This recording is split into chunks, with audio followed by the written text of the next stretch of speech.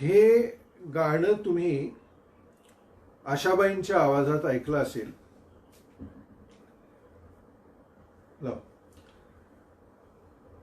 Interesting आहे. पंडित हृदयनाथ मंगेशकरांनी संगीतबद्ध केलेलं आहे.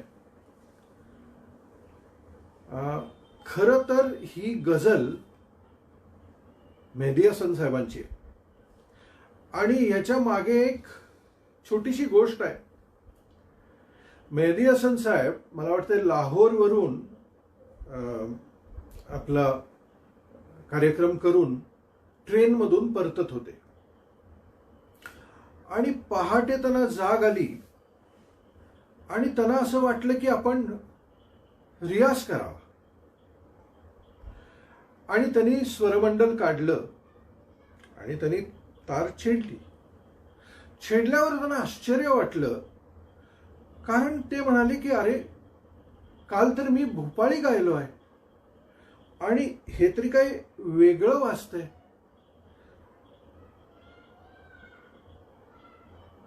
त्यांनी विचार केला हे काय झालं आणि त्यांच्या लक्षात आलं की दैवत जो ओरिजिनली शुद्ध होता तो इथं कोमल झाला होता,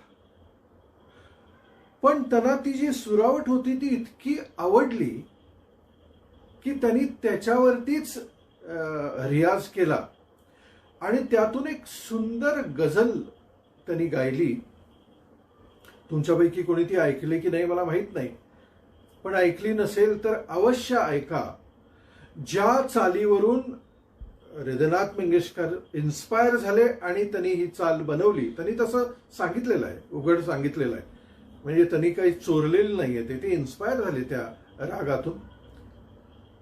ती गझल आहे, अब के हम बिछड़े तो कभी ख्वाबों में मिले, जिस तरह सूखे पत्ते किताबों में मिले. फार सुंदर गझल आहे, अवश्य ऐका. हे असलं काहीतरी तुम्हाला ऐकवत असतो कारण मी हे सगळं एन्जॉय करत असतो आणि मला असं वाटत असतं की तुम्ही देखील ह्याचा स्वाद घ्यावा, कारण संगीत सुंदर आहे. अगदी आत्मरंगापर्यंत ते सगळं अंतस्थ रंगवतं. एनिवे, नमस्कार सगळ्यांना. आजच्या सेशनमध्ये I welcome all of you. मला कोणीतरी लिहिलं इथे की 21 दिवसानंतर आपण भेटतोय, म्हणजे मला माहित नाही, कदाचित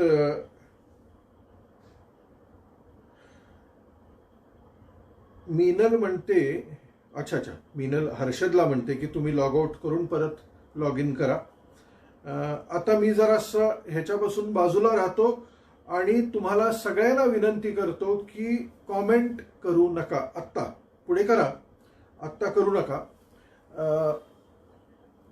कारण कॉमेंट करत असताना तुमचं लक्ष कॉमेंट करण्याकडे जातं, माझ्याकडे जात नाही.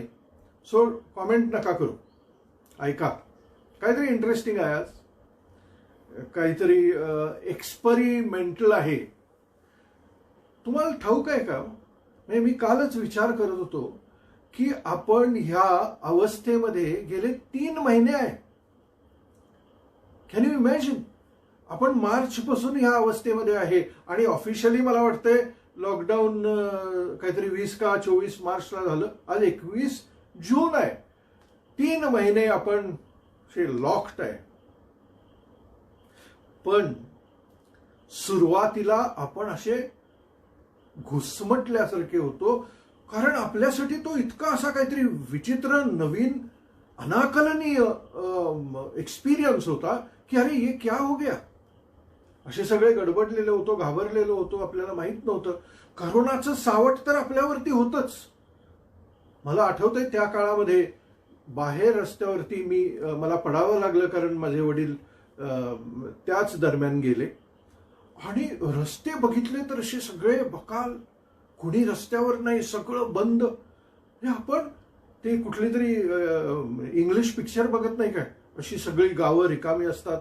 असल्या रिकाम्या कुठल्या तरी गावामध्ये गेल्यासारखं मला वाटलं होतं. भयावह होतं सगळं ते. पण मित्रांनो, असं म्हणतात की time is the best healer. बघा ना, आज परिस्थिती करोनाची बदललेली नाही आहे. म्हणजे मी कुठेतरी वाचत होतो की आज एका दिवसामध्ये 14,000हून जास्त करोना पॉझिटिव्ह आयडेंटिफाय झाले और व्हॉट एव्हर. सो त्यावेळेला नव्हते, त्याच्या कितीतरी पटीनं सगळं वाढलेलं आहे, वाढत आहे. पण कदाचित आपण रिलेटिव्हली अकॉमोडेट व्हायला लागलेलो आहे ह्या परिस्थितीला. बरेच लोक कामाला जायला लागलेले आहेत. ते जे सगळा असा दबाव होता तो दबाव कमी झालेला आहे, करोना कमी झाला नसला तरी. So we are relatively better. अर्थात अनेक लोक ह्या सगळ्या दरम्यान डिप्रेशन म्हणजे पॅनिक एन्झायटी अटॅक्स मध्ये गेलेले आहेत. अनेकांना डायरेक्टली कळत नाही की अरे मला काय होतंय, मला भीती वाटते, मला टेन्शन वाटतंय, मला थकल्यासारखं वाटतंय की मला व्हॉट एव्हर, अशी घुसमट अनेक लोकांच्यात. It was bound to be. तो लॉकडाऊनचा पोस्ट इफेक्ट आहे असं मला वाटतंय. पण तुमच्यापैकी असं कोणाला होत असेल तर फारसं घाबरू नका. काहीतरी मॅनेजमेंट करा, टॅपिंग करा, जेवढं शक्य आहे तेवढं करा. आपले जे काही आहेत टूल्स अँड टेक्निक्स ते वापरण्याचा प्रयत्न करा आणि यातून आपण बाहेर पडणार आहे इव्हेंच्युअली. इतक्या दिवसानंतर मी आज तुम्हाला भेटायला आलोय. मला वाटलं की अभी हम सबको किस चीज की जरूरत है, काय पाहिजे आपल्याला. आणि माझ्या एक लक्षात आलं विचार करता की आपल्याला आता एकमेकांबरोबर असं कॉन्सॉलिडेट होऊन राहण्याची गरज आहे. टुगेदर. कारण लक्षात घ्या, करोना संपलेला नाहीये, वो है अभी. आपण रिलेटिव्हली कम्फर्टेबल आहे, दॅट इज गुड. त्यामुळे आपली इम्युनिटी पण कॉम्प्रोमाइज होत नाहीये. पण आता एकमेकाची साथ जर आपल्याला लाभली तर we will be more strengthen. एक सिनर्जी तयार होईल असं मला वाटलं. आणि मला आठवला लिन मॅक्टेगार्ड नावाच्या एका लेखिकेनं, एका रिसर्चरनं केलेला रिसर्च. तुमच्यापैकी काही लोकांना लिन मॅक्टेगार्ड माहिती असेल, काही लोकांना माहिती नसेल. पण मला वाटतं एक 20 वर्षांपूर्वी तिने एक फार सुंदर पुस्तक लिहिलं. त्या पुस्तकाचं नाव होतं द फील्ड. फार सुंदर पुस्तक. ज्या लोकांना अशा विषयांमध्ये, अर्थात सगळं टेक्निकल होतं, म्हणजे काही असं अध्यात्म वगैरे या विषयावर नव्हतं, पण कसं सगळं विश्व एकमेकाशी जोडलेलं आहे ह्या विषयावरती द फील्ड लिहिलं. त्याच्यानंतर तिनं द इंटेन्शन एक्सपेरिमेंट नावाचं पुस्तक लिहिलं की कसं आपलं इंटेन्शन आपल्या आयुष्यावरती परिणाम करत असतं. त्याच्यानंतर तिनं द बॉन्ड नावाचं पुस्तक लिहिलं की कसं एव्हरीथिंग इज बॉन्डेड. तिनं सायंटिफिक एव्हिडन्सेस दिले. आणि अलीकडे मला वाटतंय 1 वर्षांपूर्वी किंवा 1.5 वर्षांपूर्वी तिने एक सुंदर पुस्तक लिहिलं. त्या पुस्तकाचं नाव आहे द पॉवर ऑफ 8. दिसतंय तुम्हाला सगळ्यांना? Can you see this? The power of 8. ती काय म्हणते? Harnessing the miraculous energies of a small group to heal others, your life and the world. आणि मग मला असं वाटलं की अर्थात आपलं इंटेन्शन कसं या सगळ्या फील्डवरती परिणाम करतं, अनेक गोष्टींवरती परिणाम करतं. हे अनेक लोक ह्याच्याबद्दल बोलत आलेले आहेत, लिहित आलेले आहेत, रिसर्च करत आलेले आहेत. मला असं वाटलं की हा एक्सपेरिमेंट, या लोकांचा आधार घेऊन हा एक्सपेरिमेंट जर आपण सगळ्यांनी आज केला तर, किंवा इथून पुढे केला तर, म्हणजे काय करायचं लक्षात घ्या. इंटरेस्टिंग आहे. आपण बघूया तरी की आपल्याला या सगळ्या थेरीचा किती उपयोग होतो हे मी आधी केलेलं आहे. म्हणजे मागच्या वर्षी ज्यावेळेस आम्ही ऋषिकेशला गेलो शिवोहमसाठी, त्यावेळेला तिथे जे 150 लोक जमले होते त्यांचे आम्ही स्मॉल ग्रुप्स केले 8-8 लोकांचे, आणि we asked them to heal each other. Unfortunately काय झालं, त्याच्यानंतर इतकी आमची पण गडबड सुरू झाली, आणखीन प्रोग्राम सुरू झाले, ते आम्हाला जसे 6 महिने असे मॉनिटर करायचे होते ते आमच्याकडून राहून गेलं. त्यामुळे ते मॉनिटर नाही झाले आणि इव्हेंच्युअली त्या देखील लोकांची 1-2-3 महिन्यात बॅटरी उतरली. पण ह्या वेळेस मला मॉनिटर करायचंय आणि आपण बघूया तरी पुढचे 6 महिने आपल्यासाठी देखील क्रिटिकल आहेत. काय आहे, काय वाढून ठेवलंय आपल्याला माहिती नाहीये, पण आपण एकमेकांचा हात धरून चालूया ना. ती गोष्ट माहिती आहे ना तुम्हाला की एक काड्या आणतात आणि त्या तोडायला लावतात. सो कोणी येऊन ते तोडू शकत असतं. मग तो कोण बिरबल सारखा माणूस असतो, तो म्हणतो की सगळ्या एकत्र करा, आता तोडा. त्या तोडता येत नाहीत कारण त्या कन्सॉलिडेटेड असतात, त्यांना एक ग्रुप तयार झालेला असतो. सो असा एक ग्रुप आपण तयार करूया. तो आपण काय करायचा आहे नीट लक्ष देऊन ऐका, कारण जर आत्ता तुम्हाला समजलं नाही तर तुम्ही काय करता, मग आमचे जे बॅकएंडचे लोक आहेत ज्यांचे नंबर्स तुमच्याकडे आहेत त्यांना फोन करता आणि विचारता ते काय करायचं, काय सांगितलं होतं. त्या बिचाऱ्यांना काय माहिती नसतं मी आत्ता काय बोलायला लागलोय. सो त्यांना उगीच उपद्रव होतो. त्यामुळे तुम्ही नीट मी काय सांगतोय ते ऐका आणि see if you can do it. कृपा करून कोणालाही फोन करू नका की त्यांनी काय सांगितलं. कोणालाही काही कळलं नाही तर मला मेल करा. मी आहे तुमच्या कोणत्याही शंकांचं समाधान करायला. राईट? काय करायचं ते आपण बघूया.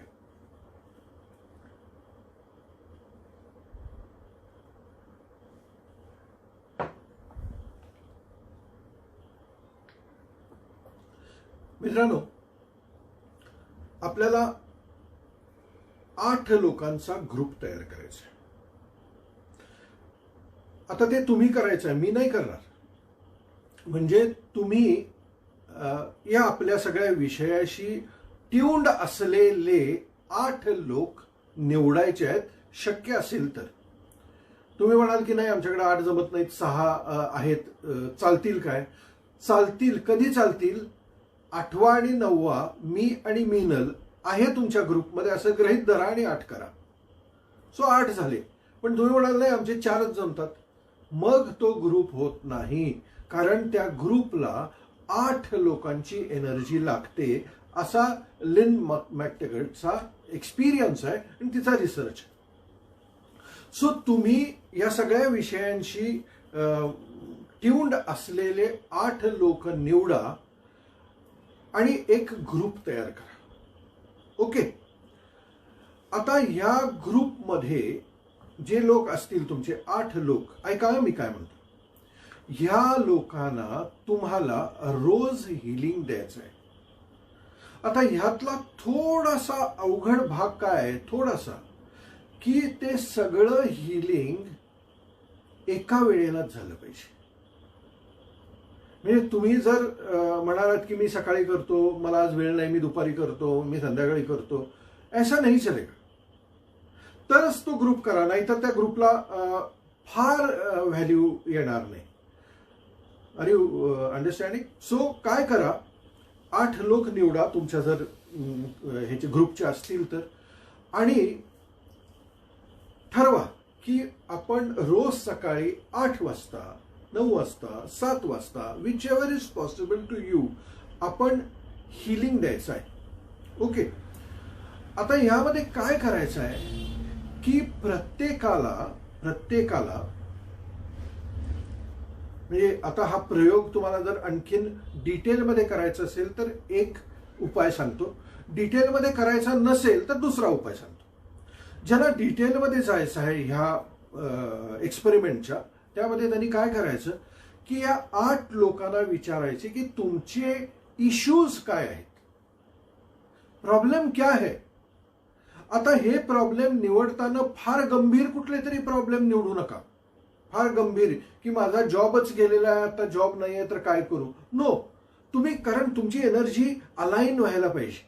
तुमचे जे तुम्हाला इझिली मॅनेजेबल नसतील, काही आरोग्याच्या तक्रारी असतील, काही कोणाशी तुमचे वाद चालू असतील, ते हील होत नसतील, अस्वस्थता आतमध्ये मेंटल लेवलला काहीतरी तुमचा प्रॉब्लेम असेल, फॅमिली मेंबर्सशी कुठल्या तरी काहीतरी तक्रार असेल, अशा पद्धतीचे प्रॉब्लेम्स आधी निवडा. ओके. आणि हे सगळ्यांचे प्रॉब्लेम्स एकमेकाला तुम्हाला कळले पाहिजेत, की आता प्रदीपचा प्रॉब्लेम काय आहे. तर प्रदीपचा प्रॉब्लेम XYZ आहे, एक्स आहे. ओके. मग तुम्ही जर सोमवारपासून हे करणार असाल तर 7 लोकांनी ठरलेल्या वेळी, हा जो 8वायन प्रदीप असेल समजा, प्रदीपला हिलिंग द्यायचं आहे. मंगळवारी तुम्ही ठरवा दुसऱ्या कोणाला द्यायचं. असे तुम्ही 1, 2, 3, 4, 5, 6, 7, 8 असे ठरवा की नेक्स्ट डे कोण आहे, आणि त्याला त्याच्या प्रॉब्लेमसाठी तुम्ही हिलिंग द्यायचं आहे. मग हिलिंग द्यायचं आहे म्हणजे काय करायचं आहे लक्षात घ्या. तुम्ही स्वस्थ बसायचं डोळे झाकून. जर समजा प्रदीप असेल, प्रदीपचा प्रॉब्लेम काय आहे, तर प्रदीपला बरं वाटत नाही, त्याला डोकं दुखायचा त्याचा प्रॉब्लेम आहे किंवा असं काहीतरी असेल, असं आपल्याला प्रदीपने सांगितलेलं आहे. तर तुम्ही सगळ्यांनी आधी काय करायचं, स्वस्थ बसून प्रदीपला मनामध्ये आणायचं. प्रदीपचा प्रॉब्लेम काय आहे, डोकेदुखी आहे. ओके. हे आता तुम्ही इथं विचार केलं. आता इथून तुम्ही इथं जायचं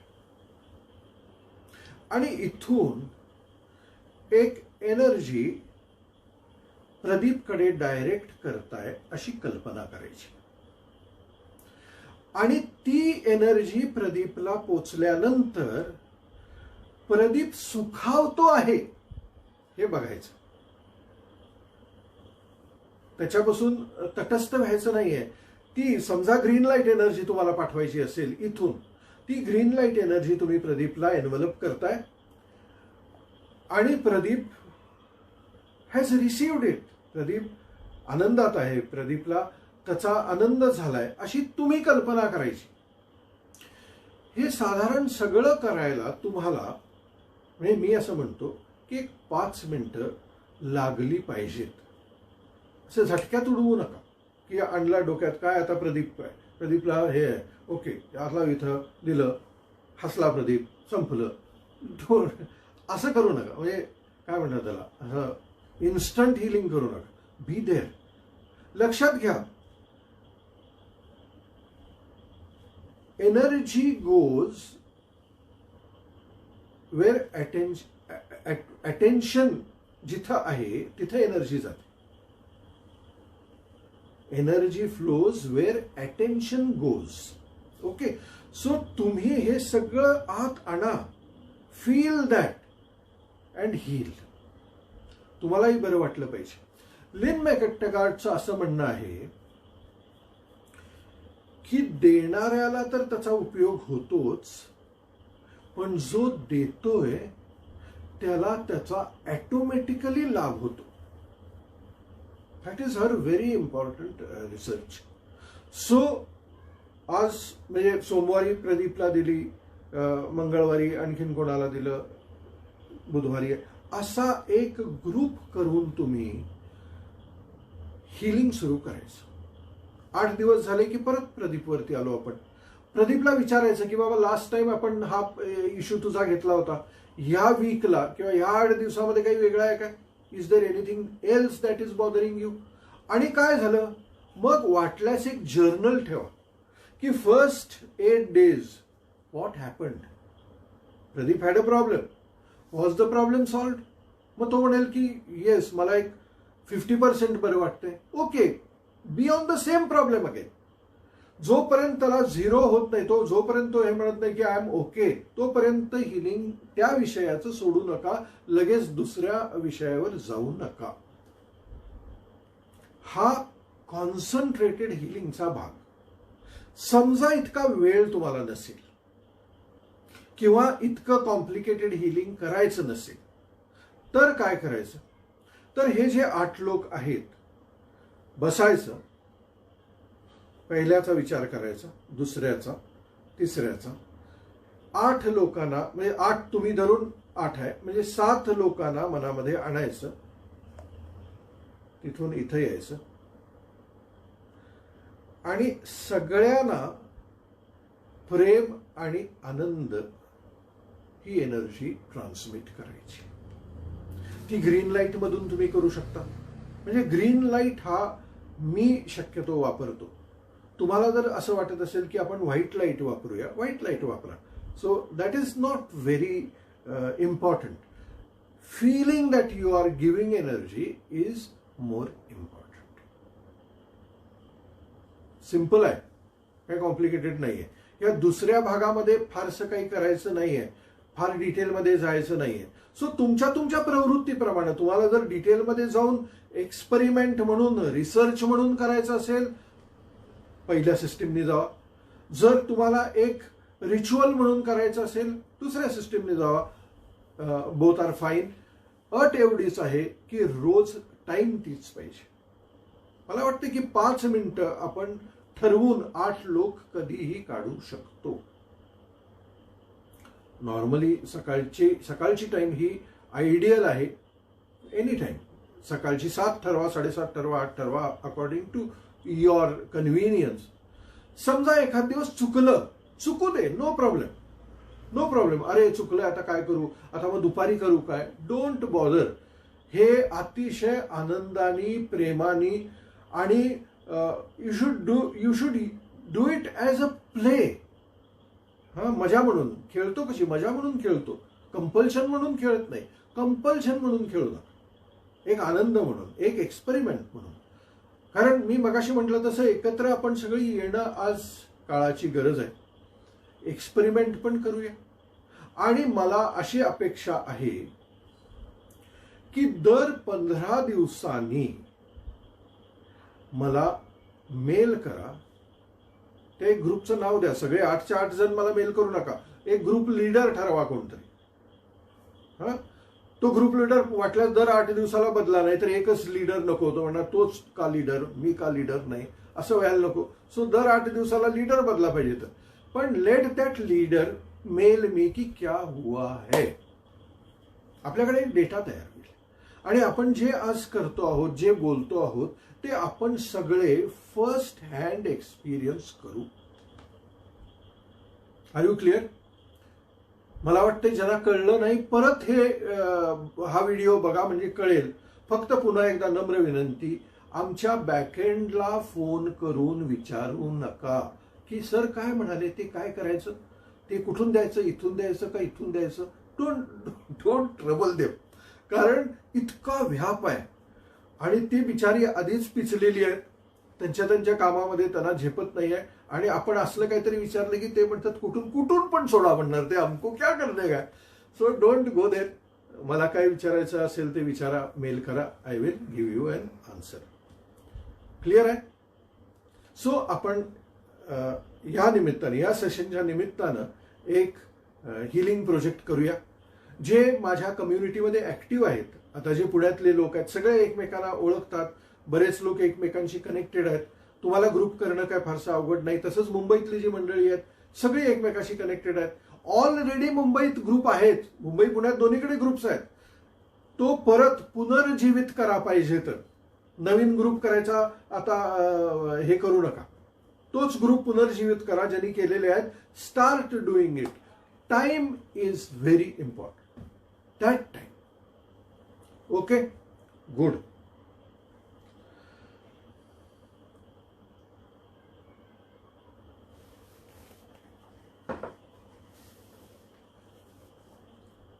आणखीन एक एक्सपेरिमेंट. तसं पण नाही, मला नेहमी असं वाटतं की we should experience what we are doing. काही काही लोक भेटतात मला की आम्ही गेले 15 वर्ष ध्यान करतोय, उपयोग काय झाला तुला? नाही, बरं वाटतंय. अरे बरं वाटतंय हे नुसतं ध्यानाचा उपयोग नाहीये. म्हणजे एकतर तुला ध्यान कळलेलं नाहीये, किंवा तू एक काहीतरी रिच्युअल करायचं म्हणून डोळे झाकून बसतोच एक 15-20 मिनिटं, ज्याला तू ध्यान म्हणतोस. So if you are doing something, जसं आपण टॅपिंग करतो, जर आपण टॅपिंग करतोय तर त्याचा उपयोग झाला पाहिजे ना. नुसतंच आपण असं असं करत बसतोय आणि if nothing is happening, nothing is changing within, कुछ तो गलत है. R you understanding? सो हा दुसरा एक्सपेरिमेंट जो आहे तो मी करतो, अनेक लोकांना सांगतो, अनेक वेळा मी लोकांना सांगितलेलं आहे, पण मला आज वाटलं की आज सगळ्यांना इतके लोक जमतात या निमित्तानं आणि कुठं कुठं हे व्हिडिओज जातात, so they may be benefited. म्हणून मित्रांनो लक्षात घ्या की मासारू इमोटो तुम्हाला सगळ्यांना माहिती आहे. मासारू इमोटोनी असा रिसर्च करायचा प्रयत्न केला की पाण्याला इमोशन्स कळतात आणि पाण्याचा थेंब घेतला, समजा त्या थेंबाला आपण इमोशन दिलं कुठलंही आणि तो थेंब जर आपण गोठवला फ्रीजमध्ये आणि त्याला मायक्रोस्कोपमध्ये घातलं तर काही वेगळे क्रिस्टल्स तिथं फॉर्म होतात. हा मासारू इमोटोचा रिसर्च आहे. नुसता मासारू इमोटोच नाही, अनेक लोकांनी पाण्याच्या क्वालिटीवरती रिसर्च केलेला आहे. त्यातला आणखीन एक, आता मासारू इमोटो मेन स्ट्रीम सायंटिस्ट नव्हता. मासारू इमोटो असा एक फ्रीलान्स रिसर्चर होता. पण जॅक बेनवेनिस्टे, जॅकस असं स्पेलिंग आहे त्याचं, जॅकस त्याला म्हणतात, जॅक बेनवेनिस्टे नावाच्या सायंटिस्टनी हे शोधून काढलं की पाणी अनेक गोष्टींना असं स्वीकारतं, इन्फॉर्मेशन त्यातली ते स्वीकारतं आणि ती इन्फॉर्मेशन पाण्यामध्ये तशीच राहते. त्याचा एक एक्सपेरिमेंट फारच विलक्षण आहे की ज्यामध्ये त्यांनी बॅरलमध्ये, अख्ख्या पाण्याच्या 200 लिटरच्या बॅरलमध्ये एक XYZ केमिकलचा थेंब टाकला. ओके, आता ज्या वेळेस तुम्ही त्या बॅरलमधलं एक थेंब, एक थोडं पाणी घ्याल आणि मायक्रोस्कोप खालती टेस्ट कराल तर त्या 200 लिटरच्या बॅरलमध्ये एक केमिकलचा ट्रेस त्या तुम्ही काढलेल्या पाण्यात सापडेल काय? आयडियली सापडणार नाही, कारण तो डिझॉल्व्ह झालेला असेल, त्याचा काही ट्रेसच नसेल. पण बेनवेनिस्टेच रिसर्च असा नव्हता, त्याला त्यातही ट्रेस सापडला त्या केमिकलचा. मग त्यांनी काय केलं, ते केमिकल घेतलं आणि त्यात 200 लिटर पाणी घातलं. आता त्या पाण्यामध्ये काही असण्याची शक्यता आहे काय? त्याचा ट्रेस काहीच नाही, कारण ते घेतलेल्या पाण्यात 200 लिटर आयडियली काहीच असायचं कारण नाही. पण ज्यावेळेस त्यांनी त्याचा सॅम्पल घेतलं त्यावेळेस त्यात देखील त्या केमिकलचा ट्रेस त्याला सापडला. पुढं त्यानं ते घेतलं आणि त्यात 200 लिटर पाणी घातलं, पुढंही त्याला ते सापडलं. म्हणजे त्याला काय म्हणायचं होतं की पाणी मेमरी कॅरी करतं. सो जसं केमिकल मेमरी कॅरी करतं तसं इमोशनल मेमरी देखील पाणी कॅरी करतं. मेलिंडा कॉनर्स नावाची एक रिसर्चर आहे युनिव्हर्सिटी ऑफ अरिझोनामध्ये. तिनं ह्याच्यावरती अभ्यास केला, त्याच्यावरती बरंच तिनं रिसर्च केला की कसे इमोशन्स देखील पाणी स्वीकारतं, रेकॉर्ड करतं, मेमराईज करतं. सो आपण जे पाणी पितो त्याला कसं इम्प्रेस करायचं? तर मासारू इमोटो म्हणतो की काही विशेष करायची गरज नाहीये. पाण्याकडे तुम्ही बघितलं तरी त्याला एनर्जी मिळाली, कुठल्या भावनेनं बघता त्याचं इम्प्रेशन त्यात क्रिएट होतं. तो त्याचा रिसर्च आहे. म्हणजे मी पाण्याकडे जर बघितलं आणि मासारू इमोटोच्या रिसर्च प्रमाणे 2 इमोशन्स जी सगळ्यात हायेस्ट इमोशन आहेत म्हणतोय तो, कुठलं? एक प्रेम आणि दुसरं कृतज्ञता. थँक्यू. सो मासारू इमोटो म्हणतो की तुम्ही पाण्याकडे बघून नुसतं थँक्यू, कारण ह्याच्यामुळे तर जगतो ना आपण. Thank you, I love you. हे इमोशन जर तुम्ही मनोमनी त्याच्यात इन्फ्यूज केलं, आणि हे मी काय म्हणतो, हे कधी करायचं? रात्री झोपताना काचेच्या ग्लासमध्ये पाणी घ्यायचं आणि त्याला थँक्यू आय लव्ह यू म्हणा. किंवा हा लिन मॅकटेगार्डचा पण ह्याच्यावरती रिसर्च आहे, ती काय म्हणते की त्याला तुम्हाला जे म्हणायचं आहे ना, तुम्हाला जे हवं आहे त्याच्याकडून, जो चार्ज हवा आहे ते लिहा. मग सोपं काय, काय हवं आहे आपल्याला, अंततः काय हवं आहे? फील गुड, आनंद, हॅपीनेस. सो मी एक आयडिया काय काढली, एक स्माइली असतो ना आपला, स्माइलीच जर आपण घेतला, कागदावरती प्रिंट केला किंवा त्याचं एक पोस्टर तयार केलं, काय what does it mean, feel good, त्याच्यावर फील गुड लिहिलं आणि त्याच्यावर असा ग्लास ठेवला आणि त्याच्या आधी त्याला थँक्यू आय लव्ह यू दिलं. रात्रभर तो पाण्याचा ग्लास चार्ज होऊ दे आणि सकाळी उठल्यानंतर ते पाणी प्यायचं. म्हणजे तुम्ही एक चार्ज्ड, इमोशनली चार्ज्ड पाणी पिताय असा त्याचा अर्थ होतो. आता ह्याचे परिणाम काय होतील? We have to see. तुम्हीच बघितले पाहिजे काय होतात, नाही होतात, चेक तरी करूया. कशाला इन्फरन्सला कशाला यायचं? आणि आपण जेवताना कधी एक लक्षात ठेवा, पाणी पिताना, पाणी पितोय, चार्ज पिऊया, thank you thank you I love you, कोट घ्या, सवय लावा. So you will start drinking charged water. आणि अर्थात तो चार्ज मेकॅनिकल नाही पाहिजे, इथून पाहिजे. वेळ आहे का मला? आहे. एक गमतीशीर उदाहरण तुम्हाला सांगतो की कसं ह्या सगळ्या गोष्टींना कसं कळतं, आपले इमोशन्स कसे कळतात, याचं एक गमतीशीर उदाहरण सांगतो तुम्हाला.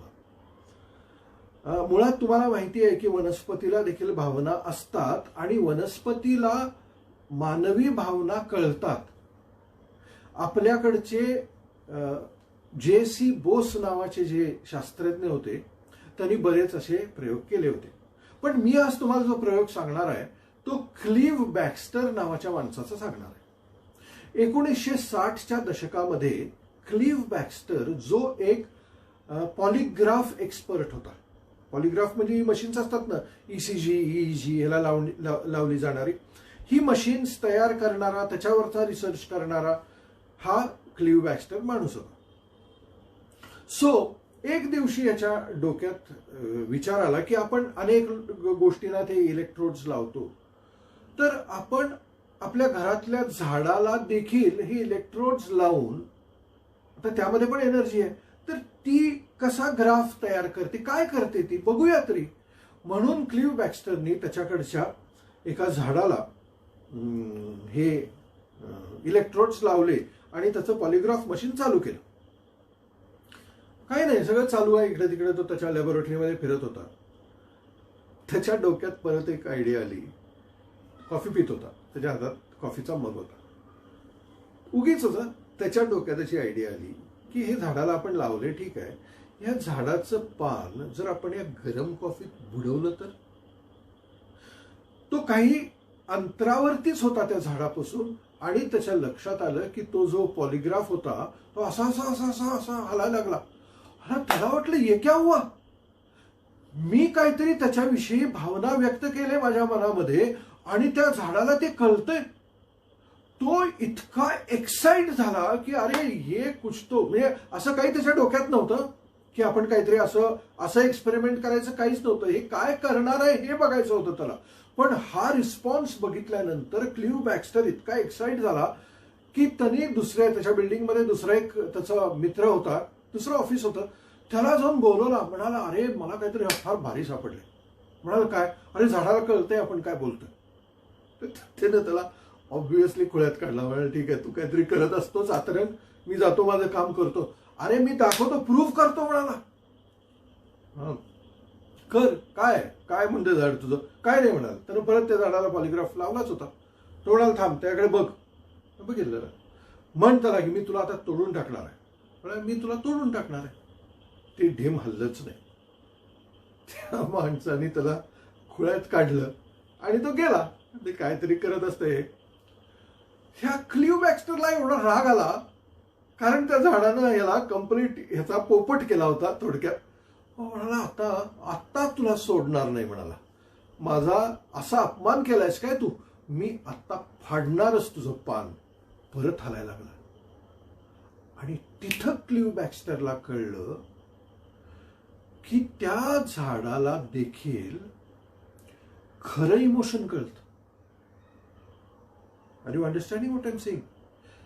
द प्रायमेसी ऑफ परसेप्शन नावाचं पुस्तक लिहिलं क्लिव बॅक्स्टरने. वाटल्यास तुम्ही युट्यूबवरती जाऊन हा व्हिडिओ देखील बघू शकता की त्यांनी झाडाला कसे इलेक्ट्रोड्स लावले आणि काय परिणाम दिसला Clive बॅक्स्टरला.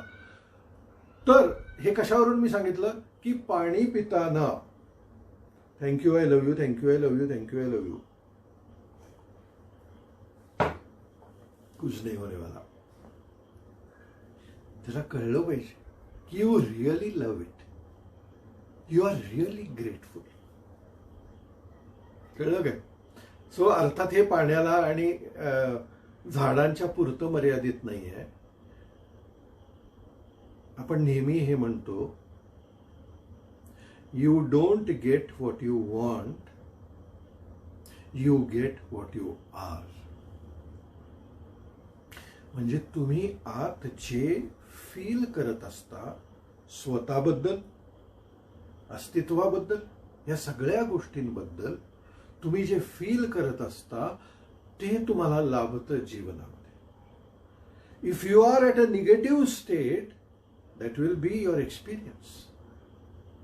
So think and feel carefully. Okay, मला वाटतं हे 2 एक्सपेरिमेंट्स आज पुरे आहेत. आणखीन काहीतरी विचार आला होता डोक्यात, पण ओव्हरबर्डन करत नाही तुम्हाला. दोन्ही सोपे आहेत. पहिला रिलेटिव्हली अवघड आहे, दुसरा अवघड नाही आहे, पण करून तर बघूया, करून तरी बघूया. Nothing to lose. 6 महिने करूया हा एक्सपेरिमेंट. पाण्याला काय 6 महिन्याचं हे नाही, ते रोज तुम्ही करा. See what you feel. Somebody जे सेन्सिटिव्ह असतात ना त्यांना लगेच परिणाम दिसतो, पण जे कमी सेन्सिटिव्ह असतात त्यांना माहित नाही कदाचित, किंवा जे स्केप्टिक असतात, हे पाण्याने काय होणार आहे, पाण्याला कळते काय, त्याला प्रेम देऊन काय कळणार आहे, त्यांना काहीच होणार नाही, म्हणजे काही होणार नाही असं डिस्काउंट करा. लेकिन तसले लोक हे बघत असतील असं मला वाटत नाही. माझ्याशी कनेक्टेड लोकच हे बघतात. एक्सपेरिमेंट करायला काहीच हरकत नाही. काही प्रश्न मागच्या वेळेस मिनलने ते घेतले होते, पण ते मला असं वाटलं की जराशे तुम्हाला समजून सांगतो. अनेक वेळा काय होतं की बघा, एक गंमत, एक आपल्याच कुटुंबातली एक व्यक्ती, तिच्या घरामध्ये असं झालं की तिच्या घरातले कोणतरी सासरकडचे आजारी पडले अकस्मात, काही कारण नाही, आणि त्यांना एक दुर्धर आजार डिटेक्ट झाला. आता अर्थातच त्यांच्याकडे हे एक टूल असल्यामुळे ती म्हणाली की कसं टॅपिंग करायचं, काय करायचं, आणि त्यांनी टॅपिंग चालू केलं. मग त्याबरोबर तिच्या नवऱ्यानं पण टॅपिंग चालू केलं. असं काहीतरी एक 6 महिने पुढे ते सरकलं आणि दुर्भाग्यानं ती जी व्यक्ती होती ती निवर्तली. आता निवर्तल्यानंतर त्या नवऱ्याचा विश्वासच टॅपिंग मधला संपला. त्या म्हणाला बोगस आहे, क्या फायदा, 6 महीने किया है, कुछ फायदा ही नाही हुआ. मुळात लक्षात घ्या, हे फार काहीतरी विलक्षण प्रक्रिया आहे. त्याला 2+2 मध्ये बांधता येत नाही. कधी कधी काही आपल्या कल्पनेच्या पलीकडे परिणाम आपल्याला दिसून येतो, कधी कधी नाही हलत. सो ज्यावेळेस तुमच्या टॅपिंगला रिझल्ट येत नाही, थांबा, आणखीन शोधण्याचा प्रयत्न करा. कुछ कुछ कुछ और अटका हुआ होगा. म्हणून मिनल जे प्रोटोकॉल देते ना, तुम्हाला ऐकून ज्यावेळेस ती प्रोटोकॉल देते ना, त्यावेळेस तुमच्या डोक्यात नसलेला देखील एखादा पॉइंट ती सिलेक्ट करते. जे तुम्हाला नॉर्मल थिंकिंग मध्ये आपल्याला लक्षात येत नाही, पण ॲज अ काउन्सिलर ती ते बरोबर तिला दिसतं ते, आणि ती ज्यावेळेस ती निवडते आणि तुम्ही टॅपिंग करता त्यावेळेस you experience a change. So मला ह्यातून एवढंच सांगायचं आहे की जर तुम्हाला तुमच्या जीवनामध्ये टायपिंग करताना कधी कधी अनुभव आला जर नाही, निराश होऊ नका. ते लगेच असं फेकून देऊ नका की इसका क्या फायदा है, कुछ नहीं हो रहा है. नहीं, कुछ तो हो रहा है, कुछ तो हो रहा है. और जो हो रहा है उसका आप अंदाजा भी नहीं लगा सकते. त्याचं टँजिबल ऑब्जेक्टिव्ह काय नसतं, काहीतरी सब्जेक्टिव्ह असू शकतं. हा एक सूचना मला करायची आहे म्हणून मी केली. दुसरा, सिरियस हेल्थ कंडिशन्स जर असतील तर नुसतं टॅपिंगवरती निर्भर राहू नका. Consult your doctor. कोणीतरी मला म्हटलं की नाही टॅपिंग आहे ना जायगा, असं नको. ओव्हर कॉन्फिडन्स मध्ये जाऊ नका. कधी कधी काहीतरी पॅथॉलॉजी असते ज्याला इमोशन्स काही जोडलेले नसतात. जर तुमचा वादा करता हात मोडला, फ्रॅक्चर झाला आणि तुम्ही घरात बसून जर टॅपिंग करायला लागला की नाही टॅपिंग आहे ना, टॅपिंगनं बरा होईल, होणार नाही. त्याला प्लास्टर लावायला लागेल, काहीतरी एक त्याला प्रोसेस करावी लागेल. सो जर काही सिरियस कंडिशन्स असतील तर अवश्य डॉक्टरला भेटा. Don't only rely on tapping. तिसरा एक महत्वाचा भाग आहे, अनेक लोकांना व्यसनं असतात, फार डीप असतात, कधी कधी तर ती जेनेटिक असतात. सो ती अशी टॅपिंगनी जातीलच अशी नाही, कारण त्यांचे इम्प्रेशन्स इतके डीप असतात. जर ते तुमच्या आजोबा आणि पणजोबाकडून आलेली असतील तर तुम्ही एक 8 दिवस आणि 15 दिवस आणि 6 महिने टॅपिंग करून ती जाणार नाही. So you have to go deeper जर अगदी तुम्हाला सोडायची असतील तर. सो कधी कधी व्यसनं टॅपिंगनं सुटतात जर ती अशी वरवरती असतील तर. खोल असतील तर नाही सुटत. नाही सुटत असं नाही, पण त्याला जरा परिश्रम करायला लागतात, जरा आणखीन खोल जायला लागतं आणि खोल काय आहे ते तिथून रिलीज करावं लागतं. सो मला व्यसनाबद्दल बरेच लोक विचारतात म्हणून हा पॉइंट. रिलेशनशिप्सच्या बाबतीत लक्षात घ्या मित्रांनो, बिघडलेले रिलेशनशिप्स इम्प्रूव्ह करायला अनेक लोक टॅपिंग वापरतात. पण ते काय करतात, दुसरा बदलावा ह्याच्यासाठी टॅपिंग करतात, दुसऱ्यामध्ये सुधार व्हावा ह्याच्यासाठी टॅपिंग करतात. दिस विल नेव्हर वर्क. मग काय करायचं, तुम्हाला जर त्या व्यक्तीच्या वागण्याचा किंवा कुठल्याही गोष्टीचा त्रास होत असेल तर तुम्ही मला त्याचा त्रास होतोय याच्यावर टॅप करायचं आणि तो त्रास, तुमचा त्रास रिलीज करायचा. मला या माणसाच्या अशा विचित्र वागण्याचा त्रास होतोय असं असलं तरी मी स्वतःचा स्वीकार करतो आणि हा त्रास रिलीज होऊ देतो. इफ यू डू दिस,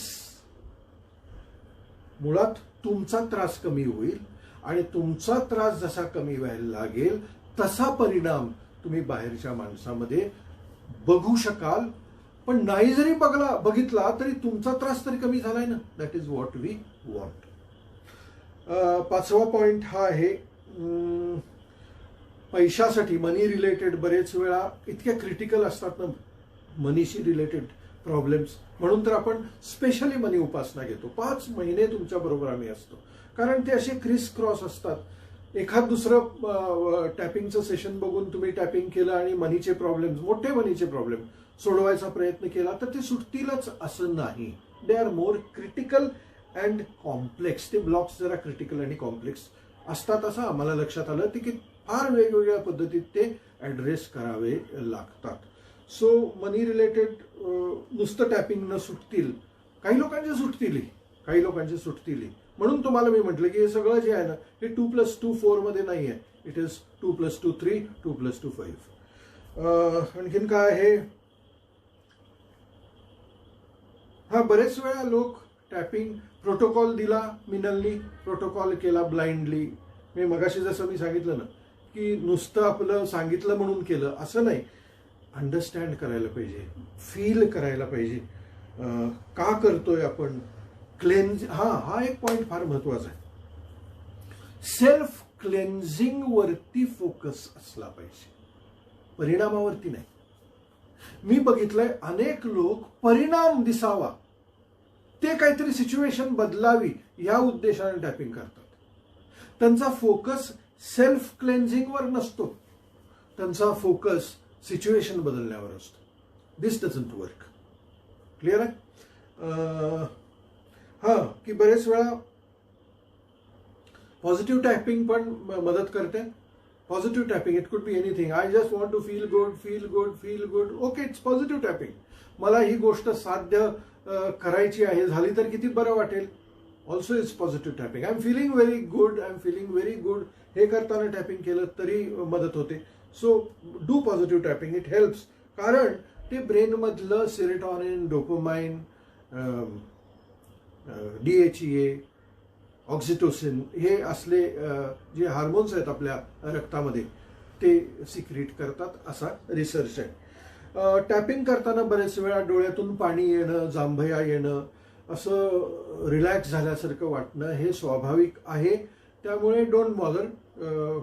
जर तसं होत असेल, it is a good sign. It is a sign of release. So don't bother. Don't get disturb की अरे हे काय हो रहा है, मला डोळ्यातनं पाणी येतात, मला जांभया येतात. डोंट. आणि काय आहे, हां, लक्षात घ्या, पहिल्या दिवशीपासून आपण हे सांगतोय, ही करोनाची परिस्थिती संपलेली नाहीये. रोज टॅपिंग केल्यानं इम्युनिटी शाबूत राहील, उपद्रव कमी होईल. सो आता काय वातावरणात काय प्रॉब्लेम दिसत नाही, छोड दो, असं करू नका. It just takes 5 minutes. Clear है मित्रांनो? आज बहुत कुछ था आज के सेशन में. एक शेवटची सूचना आहे, स्पेशली मनी उपासना करणाऱ्या लोकांसाठी एक गुड न्यूज आहे की आपण आणखीन येत्या पुढच्या 8-9 दिवसांमध्ये मनी उपासना सुरू करतो आहे. By July we are going to start.